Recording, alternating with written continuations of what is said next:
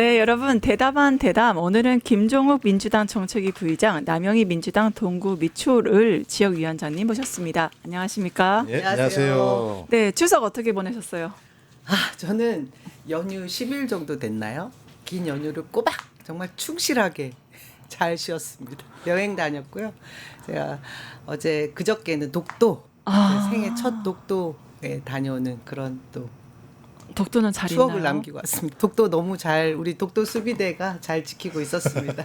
우리 교수님이 또 독도 수비대 출신이시죠? 경비대입니다. 경비대. 독도 경비대 출신이세요? 네, 저 독도 경비대 경찰관. 출신. 아유, 정말 국가를 수호하시는 위대한 일을 하셨네요. 위대한 일은 아니고요. 전 지금 그 일본에서 다카이치 사나이가 지금 이제 당선이 돼서 굉장히 좀 걱정되긴 하거든요. 독도 가지고 또 뭐라고 하지 않을까. 근데 뭐 다카이치가 총리가 될지 안 될지 아직 모르는 그렇죠. 상황이어서. 아직 연합 그 공명당이 빠지는 바람에. 근데 일본도 좀 머리 아플 거예요. 다카이치 시켜놓고 일본이 세계적으로 자기의 위상을 과거처럼 할 수 있을까? 그러니까. 근본적인 고민이 있어서 뭐 일본이 항상 그러니까. 그래서 저희가 선제적으로 다녀왔습니다. 서울시 선제적으로 여성시당에서 아. 독도 아카데미 행사로 다녀온 네. 건데요.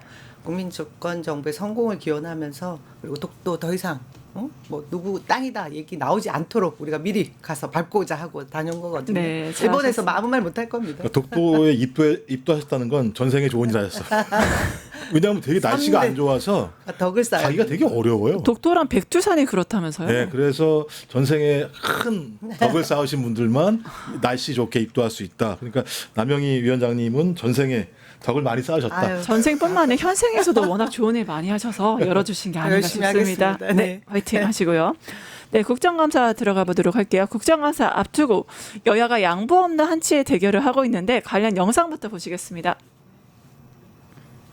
대선 개입 의혹 당사자인 조희대 대법원장은 삼권 분리까지 부정하며 국회 청문회 출석을 거부했습니다. 우리가 맞서야 할 개혁에 저항하는 반동의 실체들입니다. 성남 라인 비선 실세들의 영향력도 도처에서 감지되고 있다는 소식입니다. 이재명 정권의 위선과 거짓을 끝까지 파헤치는 국감이 되도록 하겠습니다. 네, 드디어 국정감사 개봉 박두입니다. 양당의 두 대표가 발언을 봤는데 어떠셨어요? 뭐 일단 기본적으로 내란은 여전히 진행되고 있고 완벽하게 진압되지 않았다. 그리고 국민들이 거기에 대한 우려들이 많이 있는 상황이고 내란 이후에 처음 진행되는 국정감사입니다. 어찌 보면 이번 국정감사라고 얘기하는 건 이재명 정부에 대한 감사라기보다는 3년 동안 진행되어 왔던 윤석열 정부의 국정농단, 민생 파탄 부분이 어떻게 진행되어 왔는가, 그것을 어떻게 교정하고 개정해서 앞으로 이재명 정부의 5년 동안을 연이 없게 할 것인가라고 하는 중요한 침노를 바꾸는 과정인데 송원석 원내대표 얘기가 이재명 정권의 위선과 거짓? 뭐 얼마나 했다고 위선과 거짓이. 네. 축구로 하면 제가 볼 때는 3, 4분 지금 골 찬 정도인데 그거 가지고 전체를 평가하는 모습을 보면 여전히 국민의힘은 내란을 숨기고자 하는 거다. 그렇다면 이번 정기 국정감사의 핵심적인 내용들은 내란이라고 하는 것이 어떻게 발생했고 그 내란이 우리 삶에 얼마나 큰 위험을 줬고 이것을 제대로 극복하지 못하면 민주주의가 또다시 나락으로 갈 수 있다라고 하는 것을 확인한 거죠. 그냥 최근에 그 중국에 대한 쇼핑 이런 얘기를 하는 거 보면 여전히 국민의힘은 내란 이후에도 자기들의 생존의 방식을 유럽과 같은 구구적인 방식을 통해서 지지층 결집을 해내서 가겠다라고 하는 생각들이 매우 제가 볼 때는 확연하게 드러나고 있기 때문에 저는 이번 국정감사는 진짜 민주주의를 지키지 않느냐라고 하는 부분들이 핵심적인 테마여서 좀 그런 부분들을 명확하게 좀 국민들한테 각인시키는 국정감사였으면 좋겠다 이런 생각을 합니다. 네, 그 말씀하신 대로 국민의힘 아직 정신 못 차리고 있는 게 신동호 최고위원 이런 말을 했어요. 진짜 내란 세력은 더불어민주당과 이재명이다. 예.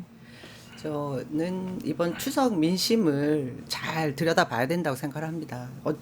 제가 아까 서두에 말씀드렸지만 이번 연휴 내내 긴 시간을 제가 어떻게 보면 호남 지역도 방문했었고 네. 경상도 지역, 경북, 경남을 다 방문하는 그런 기회가 있었어요. 네. 그래서 그곳 주민들과 함께 대화하는 기회도 있었는데 많은 분들이 내란을 빨리 종식 청산해달라는 그런 요구가 있었고 네. 또 하나는 민생을 다시 회복시켜달라. 그리고 경제가 좀 살아났으면 좋겠다.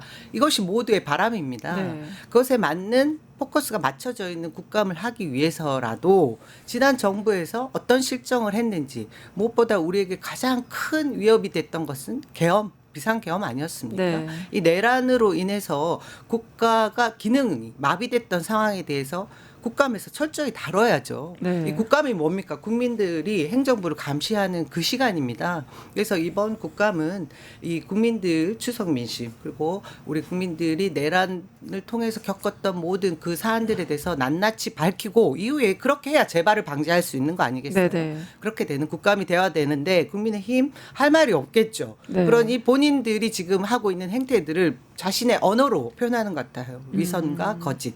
그렇게 계속 포장해 나갈 겁니다.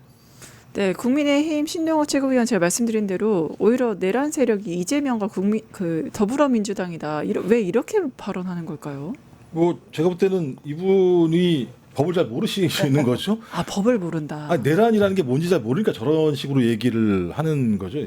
뭐 이재명 정부가 폭동을 언제 일으킨 적이 있었나요? 전 잘 모르겠는데.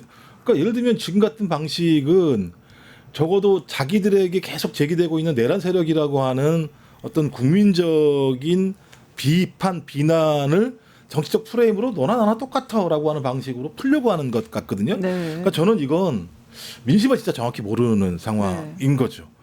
적어도 3년 동안 많은 국민들이 윤석열의 폭정하에서 매우 힘들어했고 매우 분노했고 그러면 그 정도 되면 국민들 마음을 알아서 죄송합니다. 국정을 바꿀게요라고 해도 안 될 판에 그쵸. 갑자기 국회에다가 헬기 날리고 장갑차 들이밀고 와서 국민들 갖다가 지금 내용들 보면 그 박성재 법무장관도 마찬가지입니다만 구금시설 다 비워놔 이런 거 다 지시했다라는 게 드러나는 상황이잖아요. 네. 그러면 국민을 상대로 국민을 죽이거나 국민을 감금하거나 국민의 기본권을 제약하려고 했었던 것을 알고 있는 집권 여당이라면 이제 고개 숙여야죠. 네. 반성해야죠. 사과해야죠.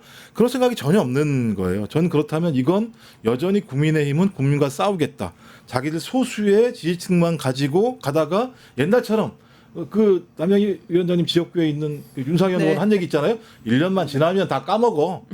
이런 사고방식이 아니면 적어도 2번을 탄핵당한 정권이잖아요. 하나는 국정농단, 네. 두 번째는 내란. 이 정도면 제가 볼 때 존립할 수 없는 정당이거든요. 네. 존립해서도 안 되죠. 그러면 진짜 기어다녀야 돼요. 국민들 앞에서 고개 네. 숙이는 정도가 아니라 정신 못 차리고 있죠. 저는 정신 못 차리는 정당을 존립하게 한 것은 민주주의를 무너뜨리는 거다. 그러니 빨리 좀 일심이 나왔으면 좋겠어요. 네. 지금 12월 3일이 다 와가는데 아직 아무것도 결과가 나온 게 없어서 국민들 속 터지고 있는데 국정감사에서 민주당이 좀 시원한 모습 보여주셨으면 좋겠습니다. 그런데 지금 국정감사 최대 이슈가 조희대가 출석하냐 안 하냐, 조희대 돌격 이 문제로 계속 양쪽이 강대강 구도로 갈 것 같거든요. 어떻게 될 것 같으세요? 저는 이런 식의 그 국민들의 시선을 가로막는 이런 부분에 언론의 책임도 굉장히 크다고 봅니다. 지난 연휴 내내도 냉부해, 냉장고를 부탁해 하나로 국민들의 시선을 가리지 않았습니까? 그렇죠. 하지만 국민들의 시선은 가려지지 않았습니다.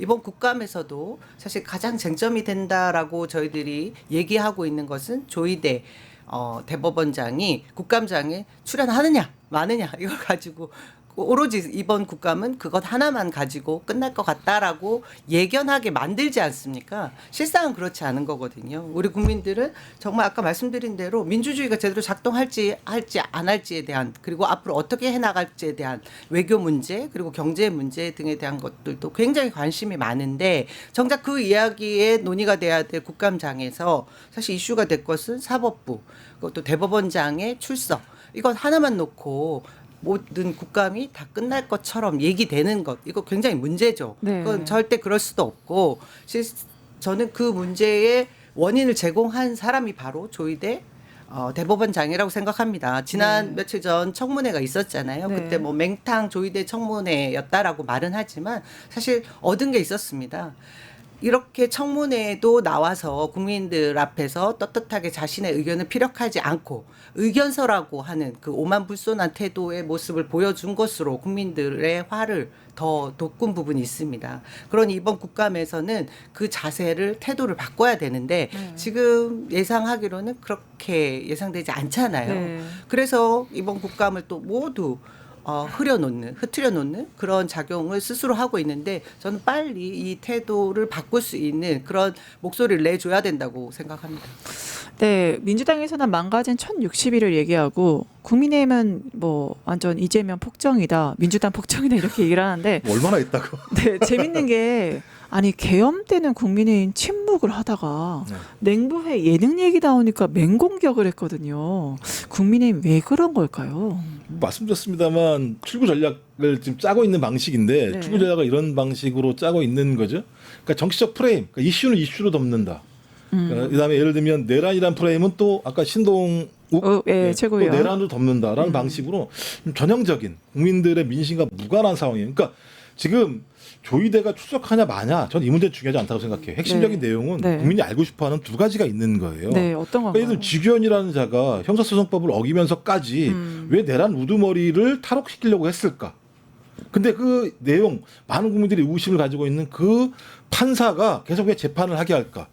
그건 조희대가 그거 계속 유지해 주니까 그런 거 아니야? 그렇죠. 그럼 설명 좀 해봐. 왜 그러는 거야, 니네들은?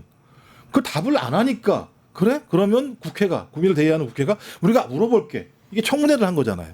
두 번째는 이건 뭐 내란 문제랑은 약간 차이가 있습니다만 좀 내란과 연동되는 건데, 아니 조희대랑 대법원장들이 왜 갑자기 번개 재판을 한 거지? 이틀 만에 왜 7만 페이지 읽었다고 거짓말을 한 거지? 거짓말 드러난 거니까요. 그렇죠. 그러면 그 재판을 해서 결과가 뭐지? 그건 예를 들면 그 당시 대선 후보 1위였던 지금 현 대통령의 출마를 원천적으로 봉쇄하려고 했던 거라면 당신들은 국민 선택권을 갖다가 재판권을 통해서 없애려고 했던 거잖아. 그럼 정치 개입 아니야? 근데 왜 정치 개입을 하려고 했던 거야? 의도가 뭐야? 이 두 가지 얘기하라고 하는데 왜 지금까지 얘기를 안 하고 있어? 당신 그럼 계속 얘기 안 할 거야? 그럼 국회에는 가만히 있어야 돼요? 아이고 대법원장님 대단히 위대하시니까 말씀 안 하셔도 되죠라고 내버려 둬야 됩니까? 아니죠. 그렇죠. 그러니까 청문회 와서 설명 좀 해보세요라고 얘기한 거예요. 거기도 안 오니까 그럼 또 가만히 있어요? 국정감사에 나와서 설명하라고 얘기하는 거예요. 이걸 설명하지 못한다면 두 가지입니다. 사법부는 내란에 동조했거나 그렇죠. 그다음에 국민 선택권을 훼손하는 국민주권 훼손 행위를 했거나 이 두 가지를 훼손한 사법부를 그대로 두면서 국민의힘처럼 삼권 분립을 주장한다? 저는 국민주권이 더 상위에 있는 거예요. 삼권 분립 하위에 있는 겁니다. 국민주권을 지키기 위해서 삼권 분립이 존재하는 거지 삼권 분립을 지키기 위해서 국민주권이 훼손된다는 건 말이 안 되는 건데 맞습니다. 이런 상식적인 얘기를 가지고도 국민의힘에 있는 이 패널들 이런 사람들 같은 경우는 삼권 분립이 무슨 뭐 만고의 진리인 것처럼 말도 안 되는 얘기를 하는 한마디만 말씀드리면 토머스 제퍼슨 그러니까 미국의 3대 대통령인데요. 우리가 제도를 만든 게 최초의 미국 아니겠어요? 버지니아 주에 관한 메모가의 책의 내용에 보면 그런 게 나와 있어요. 네. 입법, 사법, 행정 3권이 있지만 네. 그중에 가장 최선은 입법이다. 내가 그래서 우려하는 건 뭐냐면 입법이 최선이기 때문에 그 입법부가 독주를 할 수 있는 가능성이 있다라고 하는 부분들은 우려가 된다. 네. 하지만 앞에가 중요한 거죠. 국민을 대의하는 입법부가 네. 가장 최우선이다라고 하는 것들은 미국 국부들도 인정하는 거예요. 그렇죠. 근데 이것도 인정하지 않으면서 얘기하는 거 보면서 저 당은 그만 얘기하죠. 저 당 얘기하면 뭐 승질만 나고 화만 나고 막. 네, 그러니까 희대의 사건을 벌였다. 이게 국민들의 그렇죠. 중론이잖아요. 그래서 말도 안 되는 선거 개입을 사법부가 벌인 게 말이 되냐. 굉장히 국민적 분노를 자아냈는데 결국에는 청문회 출석 안 하고 그럼 여기에 국정감사에도 제대로 응하지 않으면 찾아가는 그 국정감사를 하겠다. 이게 민주당 입장인 것 같아요. 네네. 13일쯤으로 얘기했나요? 아, 네. 3일 뒤인가 수요일입니다. 네. 네. 수요일 날 현장 그 대법원을 찾아가서 현장에서 국감을 진행하겠다라고 했는데 전 이거는 굉장히 잘한 것이라고 생각해요. 왜냐하면 사실 우리 모든 행정 뭐 이런 것들이 현장에 답이 있다라는 얘기를 하는데 국민들이 사법부의 그 개혁을 이야기할 때 법원에서 그런 얘기를 했어요. 75평 정도 한 사람이 쓰는 대법관이 쓰는 그런 자리가 필요하기 때문에 1조 4천억 정도의 예산이 더 증가된다라는 네. 얘기를 했을 때 다들 기함했습니다. 그 이유가 뭔지 현장에 가서 보여줘야 될 거 아니에요. 그쵸. 몇 평을 진짜 쓰고 있는지도 봐야 될 것 같고 눈으로. 그리고 실제로 조희대 그 희대의 판결을 내렸던 이재명 대통령 후보 당시에 전원 합의체 그리고 넘어가면서 그 파기환송되는 과정에서 9일 만에 판결을 내릴 때 그 7만 부 가까운 판결문 이것을 어떻게 읽었는지 그 시스템을 저희들이 눈으로 확인을 해야 될 거 아닙니까? 네. 그래야 국민들이 실제로 그 판결에 대한 절차에 대한 소통을 하지 않는 법원장 대신해서 입법부가 할 수 있는 역할을 최대한 저는 충실히 해줄 수 있는 것이다. 그래서 현장에 간다라는 것은 저도 기대가 되고요. 그 내부가 어떻게 되는지 너무 궁금하고 75평이 어떤 식으로 되고 있는지 굴러가고 있는지 보고 싶습니다. 그래서 네. 현장 국감은 잘 판단한 것 같고요. 근데 이것을 뭐 또 반대하는 저쪽 국민의힘이나 그런 진영에서는 또 사법부를 탄압하네 뭐 이런 여론으로 몰아가겠죠. 하지만 국민들 여론은 그렇지 않을 것으로 봅니다. 이런 희대의 사건을 일으킨 그 원인은 조희대 대법원장에 있었던 것이고 저희도 이 희대의 사건 대법원 현장을 볼 수 있는 그런 또 뭐 역사적인 일이 생기지 않을까 예, 기대가 됩니다 사실. 네, 결국에는 이제 조희대 건은 좀 지켜봐야 될 것 같은데 이 민주당에서는 조희대, 국민의힘에서는 김현지 이걸로 지금 격돌을 하고 이게 있잖아요. 될 일이에요? 그러니까요. 그래서 좀 여쭤보고 싶은데 뭐 고향도 뭐 학교도 모른다는 게 말이 되냐 하면서 막 공세를 펼치고 지금 굉장히 블랙홀이 되고 있어요. 그러니까 이쪽 국민의힘에서는 피하지 마. 피하면 우 커진다. 이렇게 얘기하고 민주당에서도 아 이건 불순한 정치 공세다. 이제 김현지 실장에 대한 출석에 대해서 이렇게 얘기를 하거든요. 일단 고향을 왜 알려고 하는지 잘 모르겠어요. 그리고 지연 학연 혈연을 좀 강조해 보려고 뭐 미팅합니까? 네. 그리고 제가 네이버에 때려봤어요. 다 나와요. 안 나오는 게 아니에요. 네. 그 공개 의무도 제가 볼 때는 없어요. 실제적으로는. 고향을 꼭 공개해야 돼요? 좀 말도 안 되는 얘기를 하고 있는 상황이어서 그러니까 트집을 잡으려고 하는 거다. 이제 확인되는 거죠. 네. 왜 그렇게 국민의힘은 김현지라는 사람을 부르려고 할까? 정치 공세하려고 하는 거예요. 네. 국정감사라고 하는 부분들은 무엇인가 문제가 있을 때 그쵸. 거기에 대한 통제를 하려고 하는 거예요. 국회가. 그러면 김현지라는 인물이 뭐 잘못했는지 설명을 좀 해봐야 돼요. 사전에. 그렇죠. 전 잘 모르겠어요. 뭘 잘못했는지. 그러니까 대통령이 맨 처음에 총무비서관을 시킨 거잖아요. 총무비서관이 가자마자 뭐 실수했나요? 맨땅을 만든 게 어디예요? 윤석열이 다 맨땅 만들어놨잖아요. 네. 아무것도 없이 들어갔어요. 안에 안 살림하는 게 총무비서관이에요. 그럼 거기 가서 뭘 잘못할 게 있어요? 뭐가 있어야 뭐 말아먹든지 뭔지 할 거 아니에요. 말아먹을 것도 없는데 들어가서 일을 했어요. 그리고 난 다음에 제가 볼 때 2, 3개월 지나고 나니까 부르겠다 난리가 났던 거였고 그래서 민주당 입장에서는 김현지라는 인물을 부르게 되면 국회 운영위원회가 소위 이 대통령실에 대해서 검증하고 예를 들면 여기에 대한 확인을 하는 작업들을 하는 게 아니라 김현지 그럼 국민들이 좋아하시겠습니까? 이랬던 측면들이 분명히 있었기 때문에 저는 뭐 개인적으로 그런 생각이 있어요. 그렇다고 하더라도 됐어 그래 니들이 나오라고 하니까 내가 나갈게. 나가서 뭐 예를 들면 이상한 얘기하면 저는 총무비서관입니다. 총무비서관에 해당되는 얘기만 말씀드릴 수 있고 그 외 부분에 대해서 제가 얘기하는 게 맞지 않다라고 얘기해서 퉁치고 넘어갔을 것도 좋을 것 같긴 합니다만 저는 민주당 입장에서는 이런 관례를 만들어 놓게 되면 매번 또 국회를 이런 공간으로 활용할 가능성이 높기 때문에 사전적 예방을 했다고 보고 지금은 총무비서관에서 부속실장이 됐잖아요. 부속실장은 뭐 하는 겁니까? 대통령 바로 옆에서 그것을 다 확인을 해야 되는 사람인데 이런 사람들은 원래 국회 부르지 않아요. 그렇죠. 부를 수도 없는 거고 그런 상황이 됐으니 제가 볼 때는 지금 상황에서는 뭐 굳이 근데 워낙 난리를 친다면 그냥 제 생각에 그냥 한 번 정도 나와서 그냥 얘기하는 것도 방법이겠다 이런 생각이 들긴 하는데 의도가 빤해서 네. 근데 이 의도가 빤할 때 가지 말아야 된다는 얘기도 많이 있을 수 있어요. 근데 제 생각은 뭐냐면 쟤들의 의도가 뭔지를 명확히 보여주는 방법은 가서 명백하게 말하는 것도 방법 중에 하나다. 한 번 정도 정면 돌파해라. 한 번 정도 정면 돌파도 아니죠. 한 번만 가서 얼굴은 보여줘. 한 번만 하면 되지. 그리고 나서 만약에 뭐 질문이라는 게 뻔한 거잖아요. 질문하는 내용들을 보면 그러면 국민들도 저것들 하는 짓 뻔하다. 앞으로 부를 이유가 없을 것 같다라고 좀 확인을 하는 것도 방법이긴 합니다만 대신 국정감사라고 하는 장이 매우 중요한 장이잖아요. 1년에 한 번밖에 없고 그렇죠. 20일밖에 안 하는 자리인데 그 자리가 말씀하신 것처럼 조희대 또는 국민의힘이 요구하는 김현지 이것으로 점철되는 건 좀 문제가 있다는 생각이 그쵸. 들기 때문에 조금은 좀 두드러 맞고 가더라도 저는 원칙대로 우리가 민주당이 하고 싶어 했던 핵심적인 내용인 내란 문제 그다음 3년 동안 민생을 말아먹은 윤석열 정부의 폭정 이런 부분들에 대해서 명확히 밝혀냄으로써 공직사회가 어떻게 무엇을 하면 안 되는지에 대한 것과 국민들이 어떻게 하면 정부를 민주적으로 통제할 수 있는지에 대한 방법들을 좀 같이 공감할 수 있는 장으로 만들 필요가 있다는 생각이 들어서 또 하나는 어떻게 조희대랑 김현재랑 비교를 합니까? 조희대가 한 짓이 있는데 국민들이 다 알고 있는데 그걸.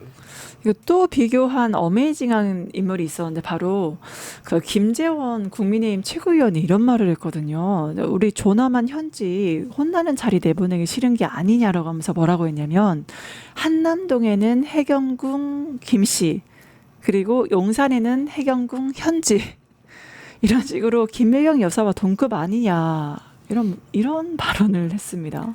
지금 창원의 모 시의원 김모 시의원 김미나 의원도 예, 미나. 막말을 했죠. 네. 그와 유사한 그 급의 그런 언사임에 틀림이 없는데 네. 저는 이 사람들이 가지고 있는 그 평소에 그 저급한 그런 인식을 고스란히 보여주는 것 같습니다.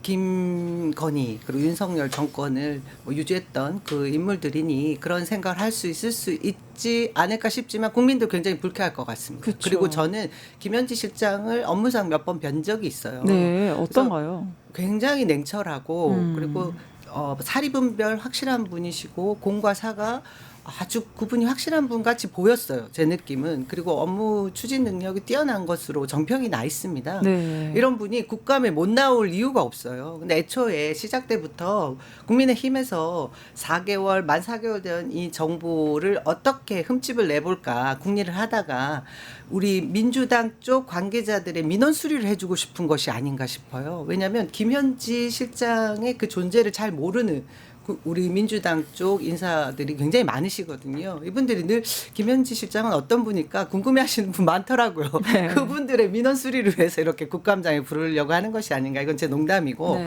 사실상 이번 정부를 흠집내고자 뭐 어떤 것 찾아보고 뒤져보다가 결국은 뭐 만사 현통 뭐 이런 얘기가 들리는 걸 가지고 그냥 정쟁의 요소로 뭐 만들어 보겠다 그런 건데 저는 잘못 짚은 것 같고요. 사실 국회의 운영위에서는 원래 청와대 그리고 용산 대통령실을 감시 견제하는 기능이 있습니다. 근데 지금 국민의힘이 벼르고 있는 것은 김현지 전 총무비서관을 불러서 여러 군데 상임위에서 뭐 망신주기를 하고 싶어 한다는 거 아닙니까? 근데 실질적으로 그럴 만한 내용이 있습니까? 없습니다. 지금 1부속실장으로 가기 전까지 총무비서관을 하면서 정말 황폐화되어 있던 그 청와대가 아닌 용산 대통령실이 어땠어요? 브리핑을 하려고 했는데 펜자루 하나 없었다라고 얘기를 하는 강유정 대변인의 강변이 있었거든요. 네. 그런 청와대의 살림을 맡았고요. 그리고 청와대 내부의 인사 사실 총무비서관이 해야 될 역할입니다. 그것에 충실했던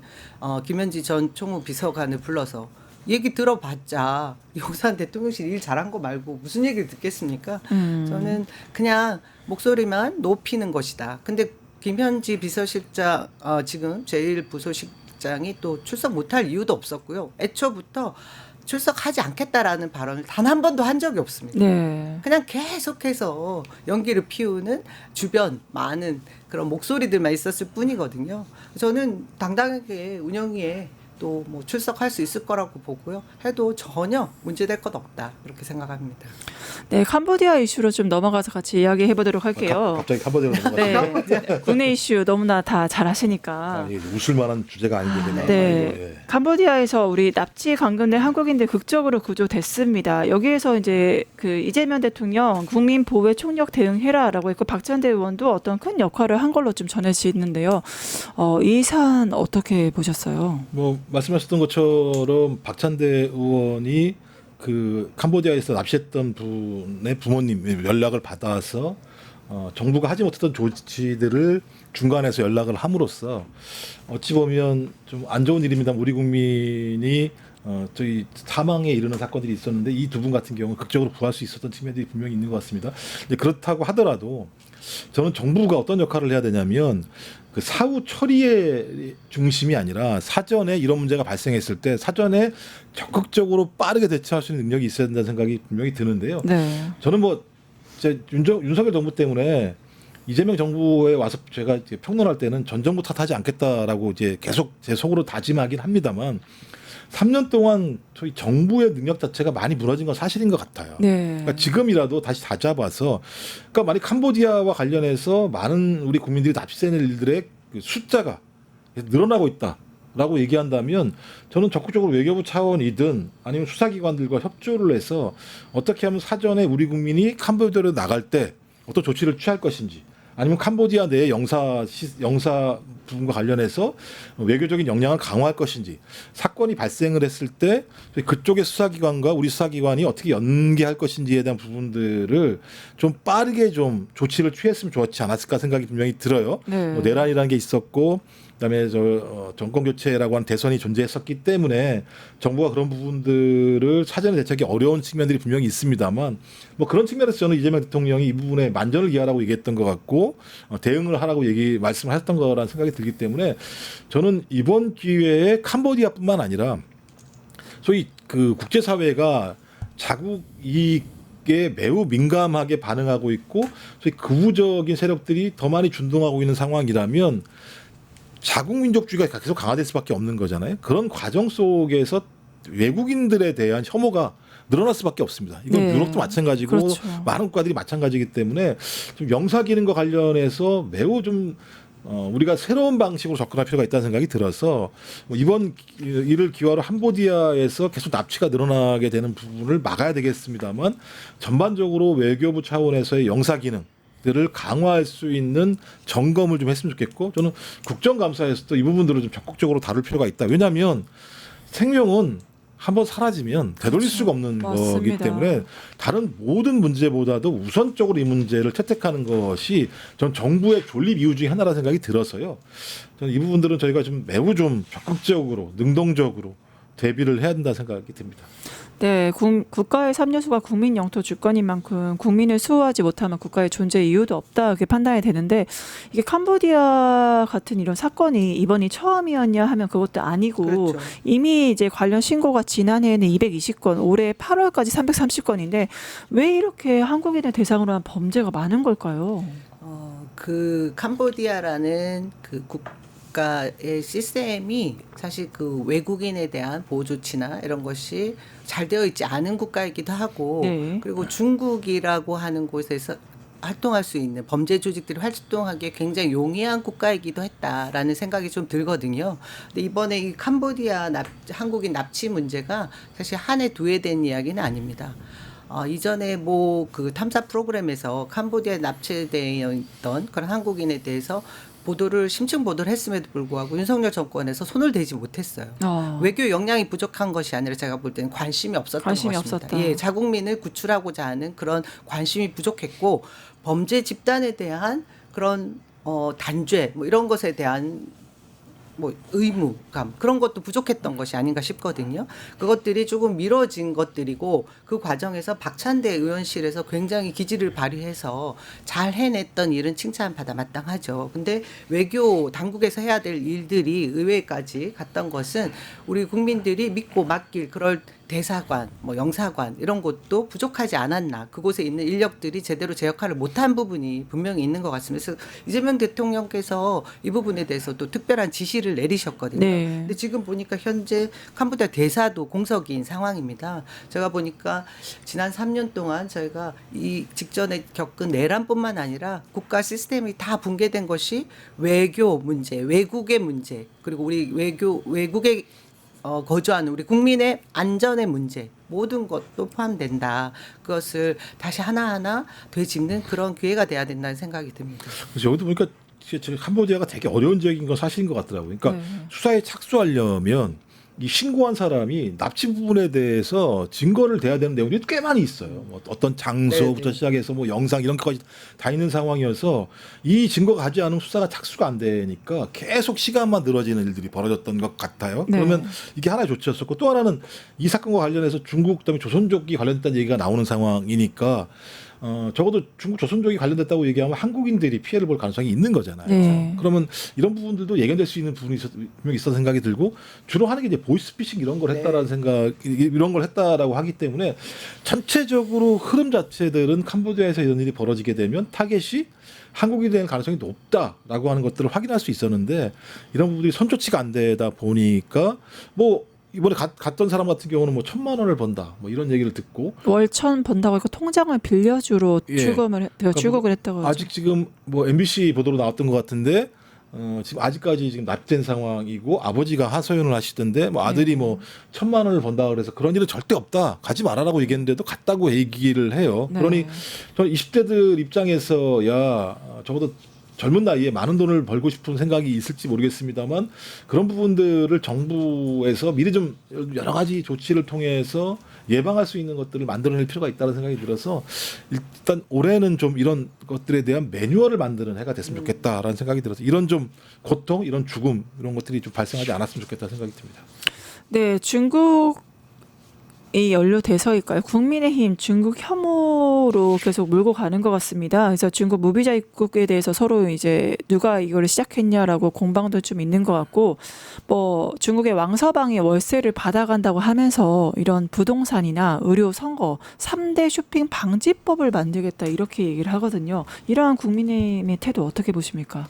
네, 마지막 질문이 두 분께 될 것 같네요. 네. 정말 중국인에 대한 혐오를 네. 계속해서 유발해서 국민의힘의 지지 세력인 극우 한주 그 지지자들을 보고 이런 망언들을 쏟아내고 있는데요. 우리 그 외교라는 게 어떤 한 나라를 타겟으로 해서 혐오를 일으켜서 얻을 수 있는 이익이 뭐가 있습니까? 그렇죠. 이것은 제가 볼 때 굉장히 중대한 사안이고 국민의힘 스스로가 대한민국에서 국회의원으로서의 자격이 없는 그런 사람들임을 입증하는 그런 모습들을 보여주고 있습니다. 실제로 그리고 중국에 대한 그런 중국인들 관광 사업을 더 활성화시키기 위한 무비자 누가 먼저 얘기했고 추진했습니까? 지난 정부에서 주진우 의원 본인 입에서 나온 얘기들이었잖아요. 모든 것을 지금 국민들이 1년이면 다 까먹을 걸로 생각하고 이런 식의 말도 안 되는 발언들을 하고 있고요. 2005년 20년 전이더라고요. 원희룡 의원을 비롯한 국민의힘 의원들이 중국인 그 영주권을 비롯한 투표권에 대한 법안들을 발의했던 그 과정들을 국민들이 알고 있습니다. 그럼에도 불구하고 중국인들에게 마치 무슨 특혜를 주는 그런 정부가 현재 정부인 거냐 호도하는 그런 모습들을 보이고 있는데 저는 이번 이 국민의힘이 앞으로 이 정당 자체가 존립할 수 없을 것이라는 것을 본인들이 보여주고 있는 것이 이 혐중국에 대한 발언들 이런 얘기들이 아닌가 싶어요. 네. 마지막 질문 드릴게요. 중국인 단체 관광객 무비자 입국을 간첩 면허증이라고 비난했던 게 바로 주진우 의원 아니겠습니까? 근데 윤석열 정부 당시에는 이제 중국인 단체 관광객 무비자 입국을 오히려 허용내도록 적극 힘쓴 게 주진우인 게 밝혀졌거든요. 그러니까 주진우가 간첩을 들여온 거죠. 본인 말에 의하면 그러네요. 본인이 중국인들 오면 좋다고 얘기했고 크루즈 올 때 무비자 얘기 본인이 했었고 이렇게 하면 관광 산업이 좋아질 거라고 얘기를 했었기 때문에 네. 본인 스스로가 간첩에게 면허증을 주자라고 그렇게 주장했던 사람이 이제 들어오니까는 문제제기를 제기한다라고 하는 건 후한무치한 행동이라는 생각이 들고 저는 이거 매우 두려워요. 사실이 아니거든요. 근데 의료 같은 경우도 지금 흑자가 났다라고 다 나와 있잖아요. 중국인들에 대해서. 부동산도 마찬가지지만 서울 같은 경우 부동산이 이익을 낼 수 있는 데는 서울이에요. 서울은 미국인이 더 많이 샀다면서요. 이런 걸 보면 다 거짓말이다. 그리고 제가 왜 무섭냐면 유럽의 현상입니다. 제가 자료를 찾아보니까 네. 2011년도에요. 독일에서 케밥 살인이라는 게 있었어요. 그러니까 독일에서 케밥을 판매하는 상인들이 연쇄 살인을 당한 건데요. 그러니까 2011년도에 독일 네오나치 3인방이 2000년부터 2011년까지 11명을 살해했어요. 독일인 1명, 그리스인 1명, 터키인 9명. 이 터키인 9명이 대부분 독일에서 케밥을 판매하는 상인이었어요. 그러니까 이건 뭐냐면 터키인들 같은 경우가 독일 사람들의 일자리를 빼앗는다고 생각을 하면서 그들을 적으로 규정하는 일이 벌어지면서 이런 사태가 벌어졌어요. 근데 지금 윤석열 정부 들어와서 내란 이후에 혐중 정서가 매우 강해지고 있는 상황이고 중국인들을 적으로 알고 있고 다양한 예를 들면 가짜 정보가 등장하면서부터 많은 사람들이 제 댓글에도 제가 글 하나 올리면 막 글이 올라와요. 야, 중국은 뭐가 문제 있는 거 아니야? 이런 일이 올라오는 상황이거든요. 본인들이 민주당 지지자라고 얘기하면서 그런 일들이 올라오는 상황이기 때문에 이 상황은 나중에 어찌 보면 매우 위태로운 테러까지도 갈 수 있는 상황이다. 이 부분들을 사전에 방지하지 않게 된다면 유럽과 같은 매우 위태로운 민주주의의 위기가 올 수밖에 없다는 생각이 들어서 이 문제는 쉽게 판단할 문제가 아니어서 저는 형법을 의율해야 된다. 형법을 통해서 이런 행위 이런 발언들을 하는 것들은 네. 가중 처벌을 하게 만들어야 돼. 일본 같은 경우도 마찬가지잖아요. 혐한 발언한 거에 대해서 법을 통해서 이것들을 뭐 거기에는 예를 들면 징역형 같은 게 없습니다만 네. 그런 법을 통해서 어떤 이것이 얼마나 큰 문제인지를 밝혔던 것처럼 좀 민주당이나 뭐 국민의힘은 안 할 테니까 이쪽 정당에서 올해 내에 그런 법을 통해서 이런 거짓말 그다음에 어떤 혐중이라고 얘기하는 인종주의적인 발언들을 하는 행위에 대해서는 엄중하게 법적으로 처벌하게 만들어서 아예 싹부터 뿌리부터 다 뽑아내야 된다고 생각이 들고요. 저는 주진우 의원을 붙이고 싶지 않지만 주진우가 그런 일을 할 수 있도록 촉발한 아주 중요한 역할을 했다고 네, 생각을 합니다. 맞습니다. 네, 결국에는 구구의 질세라 그 혐중 부채질을 하는 국민의힘의 모습을 같이 봤고요. 증오와 혐오, 분노를 야기하는 국민의힘 도대체 정치를 왜 하나 싶은 모습입니다. 네, 지금까지 대담한 대담의 김종욱 민주당 정책위 부의장님, 남영희 민주당 동구 미추홀 지역위원장님 모시고 같이 이야기 나눠봤습니다. 함께해 주신 두 분 감사드립니다. 고맙습니다. 유튜브 구독하고 실시간 채팅과 댓글을 남기시면 매일매일 7천 TTCO를 드립니다. 참여 방법은 통통물 어플을 다운로드하고 회원가입과 로그인을 해주세요. 마이페이지에서 나의 회원 고유 번호를 복사해주세요. 유튜브 구독 후 실시간 채팅이나 댓글창에 고유 번호를 한 번만 입력하면 준비 끝! 지금 유튜브 채팅과 댓글 쓰기 참여하고 실천 TTCO 받아가세요.